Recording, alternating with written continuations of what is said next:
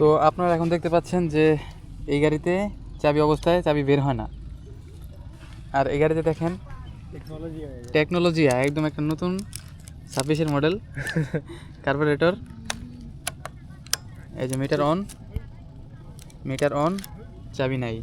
গাড়িটা নিউট্রাল করতে একজন দিয়ে গাড়ি স্টার্ট নেয় নাকি।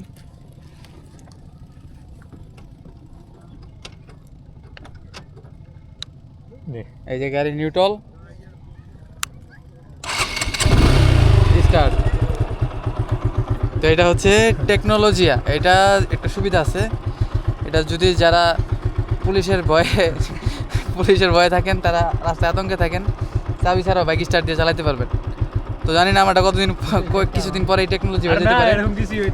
তো এই গাড়িটা কত কিলো চলছে দেখি, কত কিলো চলছে এটা চলছে কত 15,264 গাড়ি চলছে 15,264 কিলো।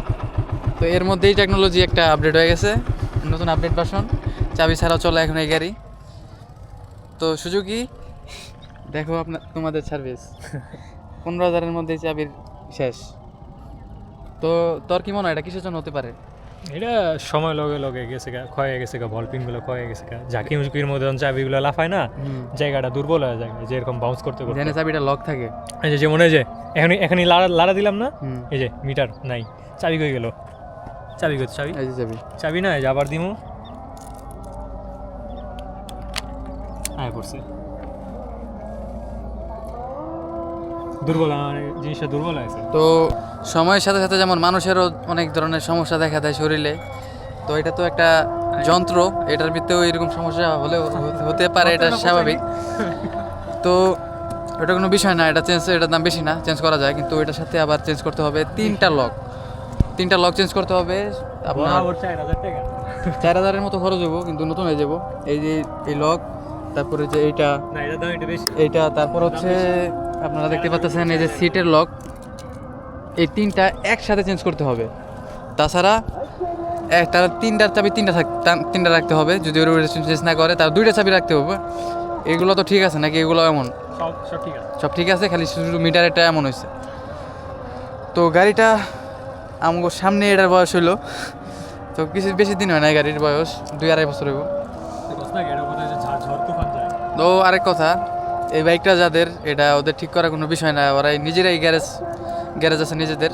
তো এটার উপরে অনেক ঝড় তুফান যায়, গ্যারেজের অনেক মালপত্র এটার মাধ্যমে আনা নেওয়া করে, এবং এই জন্যই বলতে পারেন ব্যবসায়িক কাজে যখন এই গাড়িটা ঢুকছে তারপরে থেকে গাড়ির ডাউনফল শুরু। তো এই কারণে গাড়ির মূলত এই সমস্যাটা হয়েছে, না হলে এত সহজে গাড়িটা এই অবস্থা হয় না। তো গ্যারেজে পোলাপাইন আছে কিছু, ওরাও আবার গাড়িটা একটু হাতাহাতি করে। আবার আগে কিছু মিস্ত্রি ছিল, ওরা একটু খারাপভাবে গাড়িটা চালাইছে। সিট বাঁধানো হয়েছে নাকি আবির? এটা খুবই না বেটা, সিটটা বাঁধানোর পরে একটু হার্ড লাগতেছে মাসে। এই দেখ তুই এটা হার্ড, আর এটা দেখ কত নরম ড্রাইভার। তুই দেখ। আচ্ছা, নতুন একজন কাছে জিজ্ঞাসা করি, টিপ দিছিস না? টিপ দে তাইলে দুইটাই হার্ড না, এটা স্বাভাবিক, কারণ দুইটা পরত পড়ছে এখন, বুঝছস? দুইটা চামড়া আছে এটার ভিতরে, এর লেগে একটু হার্ড বেশি, তাইলে এর লেগে নরম বেশি লাগতেছে। এটার ভিতরে বললে অবস্থা খারাপ হইবে এখন। আর ভালো কথা, আরেকটা কথা আপনাদের কাছে শেয়ার করে নেই, এটা হচ্ছে যে এই 15,000-এর মধ্যেই 10,000 যখন ছিল তখন এই এটার সাসপেনশন গেছে, পিছনের মনোশক যেটা আছে, টেলিস্কোপিক না কি কয় এটারে, মনোশক, এটা পুরো ড্যামেজ। এখন এটা যখন আমরা কোনো মালপত্র আনা নেওয়া করি, অকটেন আনা নেওয়া করা হয় এটার মাধ্যমে, তো তখন এত শেক করে যে ঠিক মতো, আরে ভাই, তো এই অবস্থা এই বাইকটার এখন।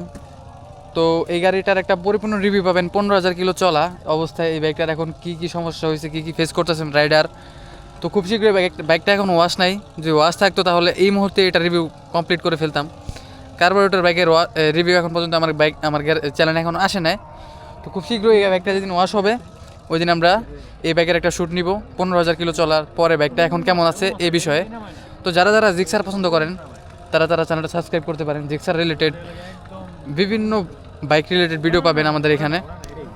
তো এখন আমরা আছি হচ্ছে দিয়াখালী, এখানে আসছিলাম একটা কাজে, তো এখানে এসে তো তখন এই জিনিসটা যখন নজরে পড়লো তো ভাবলাম আমার চ্যানেল অডিয়েন্সদের জানানো দরকার এই বিষয়টা, যারা জিক্সার ইউজ করে তারা খুব সাবধানতার সাথে ইউজ করা দরকার, না হলে যে সামনে যে চেন লকটা আছে, সরি চেন লক না, ওই যে স্টার্টের সময় যে আমরা চাবিটা যেটা মাধ্যমে স্টার্ট করি, এটা সমস্যা হতে পারে। এটা সবাই পরিপূর্ণ যত্নের সাহায্যে রাখবেন যেন 20-25-30 হাজার কিলো চলাতেও এই সমস্যা না হয়। আমি আরও 20,000, 25,000, 30,000 কিলো চলা বাইক দেখছি, কিন্তু এরকম সমস্যা দেখি নাই। আনকমন কিছু সমস্যা আমি অগাড়িতে দেখতেছি।